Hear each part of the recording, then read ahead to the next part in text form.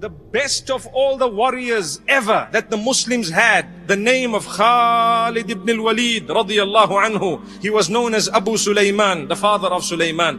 Khalid Ibn Walid Ibn al-Mughira. His father was Al-Walid Ibn al-Mughira al-Makhzumi. And Khalid was a big man, powerful, muscular person. He was quite fair in complexion and he was very close in looks to Umar ibn al-Khattab radiyallahu anhu. And as a youngster, he was approximately 20 years younger than Muhammad sallallahu alayhi wasallam. At Uhud, Khalid ibn al-Walid had come, and do you know he was on the side of the kuffar, of the enemy, of Quraysh, those who had usurped the wealth of the Muslimin. So Khalid ibn al-Walid, at that time he was not a Muslim. He looked at the archers and he saw that these people have left their positions. So immediately he took a group of men and he went back and swiped the Muslimin by sandwiching them between the enemy. And this is when the Muslims suffered a great loss at the hands of Khalid ibn al-Walid. May Allah subhanahu wa ta'ala forgive us all and may Allah grant us a lesson. Because the people had not obeyed the instruction of Muhammad sallallahu alayhi wasallam. So Khalid ibn al-Walid was known as the hero of Uhud from the Qurayshi or from the Qurashi perspective, from the perspective of the kuffar of Mecca. Now, after that, Khalid ibn al-Walid came for the Battle of the Trench. You know the Battle of the Trench that took place a year and a half later? What he did is, he was responsible for executing Muhammad sallallahu alaihi wasallam. He was given the task. You need to watch for Muhammad sallallahu alaihi wasallam and get rid of him. So, as he went, he tried here and there, but you know there was a trench that was dug and he just could not get to Muhammad sallallahu alaihi wasallam. It is reported that as he tried to get there by night, Usayd ibn Hudayr radiyallahu anhu had immediately noticed and alerted everyone, and the plan was foiled. So Khalid ibn Walid radiyallahu anhu went back to Mecca with those who had lost in the battle. It didn't really take place because obviously the wind had come, and I'm sure we would know the Battle of the Trench, the kuffar was sent back to Mecca miraculously by Allah subhanahu wa ta'ala. So Khalid ibn Walid radiyallahu anhu, at the time of Hudaybiyah, when the Muslimin had come out without any weapons in order to make Umrah, the pilgrimage in Mecca, the kuffar of Mecca stopped them. They had sent Khalid ibn Walid with 200 men to go and attack the Muslims. But when he went, he saw that they were praying. They were praying. And he thought to himself, okay, I've got 200 men. Whilst these people go to their prostration, I will swipe at them. But he was shocked that Muhammad sallallahu alaihi wasallam, when he said Allahu Akbar and everyone went to sujood, half of them went to sajda and the other half stayed up. And then when he said Allahu Akbar, half of them came up and half of them went down. And he was saying, what is this all about? That was Salatul Khawf, specific salah prescribed at a time of war, when Muhammad sallallahu alaihi wasallam was given this gift, because Allah says that these people had intended for you to all be in prostration at once so they could swipe at you. So some of you go down and some of you stay up. When some come up, some will go down, and so on. It's a beautiful salah, and it was a gift of Allah subhanahu wa ta'ala. So that is the time Khalid ibn al-Walid radiyallahu anhu, in his heart, the first light had entered. He says, Ar-rajulu mamnu'. That means this man Muhammad, we will never be able to harm him. Impossible. I am a man, I have mastered the military arts completely. I cannot even get close to him for some reason. And so in his heart, he said, this man is going to lead and he's going to be the winner and he's going to be victorious. This is what Khalid tells us later, radiyallahu anhu. So after Hudaybiyah, he went back and he received a letter from his brother Al-Walid ibn al-Walid. And the letter said, "Oh my beloved brother Khalid, I always know you to be a very intelligent person, and as intelligent as you are, it cannot escape you that Islam is correct. With that mind of yours, you are such a powerful person in intellect. The Prophet has been asking about you sallallahu alaihi wasallam. He told me, where is Khalid? Where is Khalid? And I told him, inshallah, Allah will bring him along. He says, the Prophet sallallahu alaihi wasallam says, a man like Khalid who is so intelligent, anyone who is absolutely intelligent will know that Islam is correct. If they are unbiased, they will know that what the Muslims are calling to and what they are worshipping is actually correct. They are calling towards worshipping one maker, the maker alone, and doing good all your life. And this is what is correct. So Khalid ibn al-Walid read the letter and he was touched by it. Because now, one thing had happened at Hudaybiyah and after Hudaybiyah. This was the second thing. The third thing, he slept that night and he saw a dream. The dream of Khalid ibn Walid radiallahu anhu, he says, I saw myself on a piece of land that was dry and very, very narrow. And then I saw that I was traveling to another beautiful green piece of land which was very broad. And he said, when I got up, I knew it means go to Medina Munawwara, and that is Islam, and Allah has chosen Islam for you. So he decided to speak to his friends. Who were his friends? Now it was quite tricky to talk to them because they all hated Islam. The first one, he had a friend, and this friend was quite close to him, Safwan ibn Umayyah. He tells Safwan, oh Safwan, what do you think of Muhammad sallallahu alaihi wasallam? I've tried so much. The man, you cannot get close to him. I believe he's going to win one day and he's going to overtake everyone, the Arabs and the non-Arabs. And I think it's about time we went. So Safwan says, no ways, never. Are you crazy? What are you talking about? And so he decided, okay, he told Safwan, okay, forget what I said. It's okay, just forget about it. And he went to Ikrimah, the son of Abu Jahl, and told him exactly the same thing. And Ikrimah responded in the same way. The son of Abu Jahl. He says, no ways, are you crazy? He says, okay, forget about it. Then he went to a third friend of his by the name of Uthman ibn Abi Talha, a friend of Khalid ibn Walid. So when Khalid told him, Ibn Walid, that let's do this, let's go to Medina, I'm really feeling to go because of these reasons. He said, okay, I'm coming with you, let's go. Subhanallah, amazing. So quietly the two of them prepared everything and they decided to do hijrah. Without anyone knowing. They went, and on the way, as they are going, they saw one of the powerful men of Quraysh by the name of Amr ibn al-As, the man who later conquered Egypt.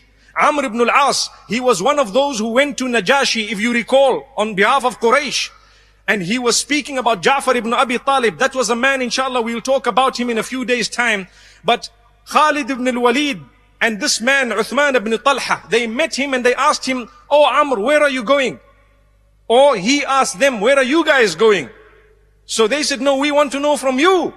So Khalid ibn Walid radiallahu anhu was brave enough. He said, you know what? We are going to accept Islam and we're going to Medina. He said, guess what? I'm going to do exactly the same thing. Subhanallah. They arrived in Al-Madinah Al-Munawwara. The leaders of Quraysh, their children now are here.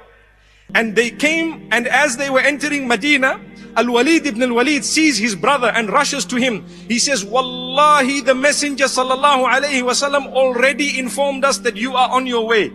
Imagine a miracle of Muhammad sallallahu alayhi wasallam. Already informed his companions that Khalid ibn al-Walid is on his way to come here. Subhanallah. He says, amazingly, let's go, the messenger is waiting for you sallallahu alayhi wasallam. So the three of them walk into the presence of Muhammad sallallahu alayhi wasallam, and the greeting itself spoke a mountain. He says, Assalamu alayka ya Rasulallah. May peace be upon you, O Messenger of Allah. This was Khalid ibn al-Walid, the man whom they all wanted to kill in Uhud because of how many Muslims he killed. And yet Khalid ibn al-Walid greets him as Rasulullah, and Amr ibn al-As and Uthman ibn Talha. And Rasulullah sallallahu alaihi wasallam says, look, this is Quraysh. It has brought to you its liver, meaning it has now thrown out to you the most important part of its organs. Amazing. And so Khalid ibn al-Walid says, I declared the Shahada in front of Muhammad sallallahu alaihi wasallam, but there was a problem that I had in my heart. What was it? I felt that I killed so many Muslims, and now look at what's going on. I caused so much harm against Islam. So he said, I looked at Muhammad sallallahu alaihi wasallam and I said, oh messenger, please pray for me. I have caused so much harm against the Muslimin. What will happen to me? May Allah forgive me. That is when Muhammad says, oh Khalid, I want to inform you that Islam deletes the sins that were committed prior to it. So it doesn't delete all your deeds. It only deletes your sins. Then he says, oh messenger, I pledge my allegiance to you. There it is. Here you are. I am Khalid ibn al-Walid and I've come to you. Here we are. Subhanallah. So the Prophet ﷺ made a dua for him. He says, oh messenger, for every harm that I've caused Islam, pray for me. The Prophet ﷺ says, oh Allah, forgive Khalid for everything that he has done against Islam. Subhanallah. This was the acceptance of Islam of Khalid ibn al-Walid radiyallahu anhu. He took part in the battle of Mu'tah immediately after that. And remember, we spoke about how there were three leaders appointed by Muhammad sallallahu alaihi wasallam: Zayd ibn Haritha, Ja'far ibn Abi Talib, and Abdullah ibn Rawaha radiyallahu anhum.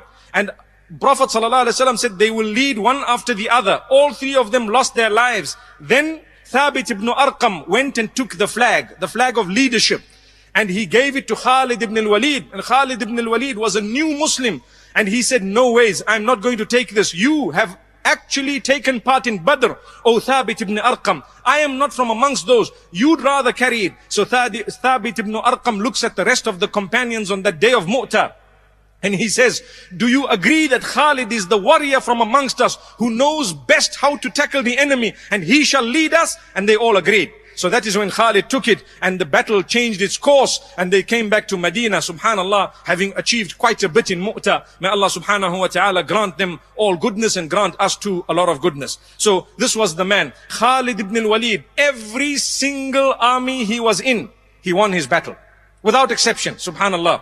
So much so that today, the military schools of the West, they study the life of Khalid ibn Walid. There are so many movies that you will find that are after Khalid ibn Walid radiyallahu anhu and his life, that are studied very carefully by military schools of the non-Muslims and the Muslims across the globe. He was an intelligent man, extremely intelligent, Khalid ibn Walid radiyallahu anhu. So at the time of the victory of Makkah, he was the only man who was the newest in accepting Islam, who was put as one of the leaders of the army of the Muslimin. Because Muhammad sallallahu alayhi wasallam was there himself. Abu Ubaidah Amir ibn al-Jarrah was put in the front. Az-Zubayr ibn al-Awwam was to the right side. And guess who was on the left?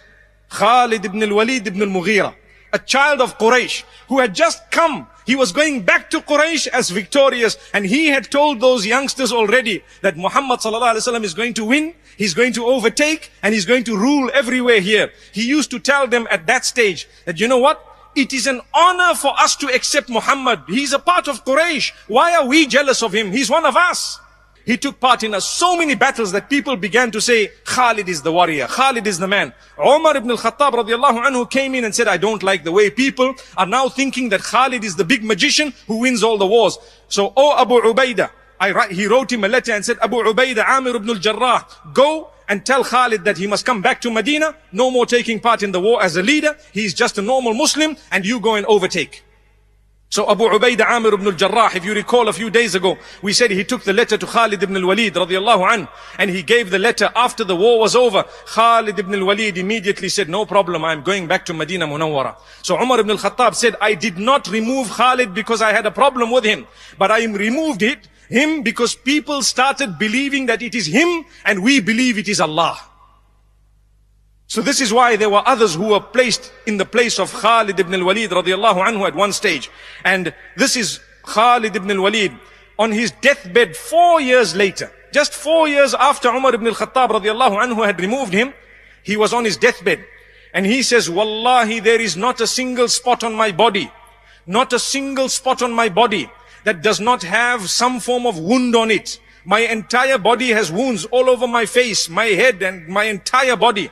And yet, I am dying on a bed and not on the battlefield. So those who are cowards must learn a lesson from me, that Allah subhanahu wa ta'ala, if He has written death for you, you will die no matter where it is. I took part in so many of the battles, but Allah decided you will die in the way that the camel dies. These are His words. Then He says, subhanallah, Khalid ibn al-Walid was known as Sayfullah. The Prophet sallallahu alayhi wa sallam, when he was sitting in Medina during the battle of Mu'tah, we made mention of it the other day when we said that the Prophet ﷺ was given the knowledge of the unseen on that day to be able to see that the Khalid ibn al-Walid has now taken over the leadership of the army in Mu'tah. And he says, أَخَذَهُ سَيْفٌ مِّن سُيُوفِ اللَّهِ عَزَّ وَجَلَّ.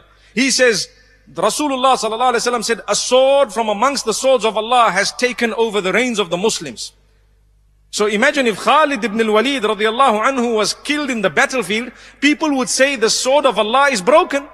So Allah's choice was that he must not be killed in the battlefield. He was on his bed, he died a natural, normal death. May Allah subhanahu wa ta'ala grant us a lesson. This was Khalid ibn al-Walid. He passed away in Hims, and he is buried in Hims, which is in Syria. May Allah grant us peace in Syria, in Iraq, in Afghanistan, in all the countries, in Gaza, and in everywhere else. May Allah subhanahu wa ta'ala grant us peace and goodness. My brothers and sisters, I end with something important.